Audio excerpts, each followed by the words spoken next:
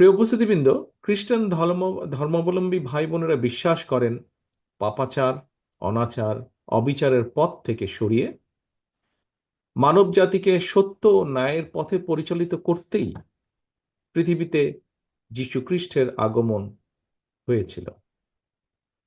এই বিশ্বাসের সঙ্গে কিন্তু কারোই কোনো দ্বিমত নেই।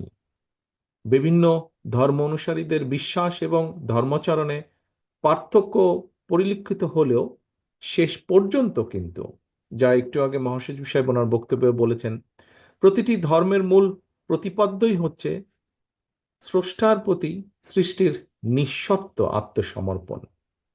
প্রতিটি ধর্মের প্রতিটি সৎকর্মের মূল লক্ষ্যই হচ্ছে পৃথিবীতে সত্য, ন্যায় এবং মানবিক সমাজ প্রতিষ্ঠা।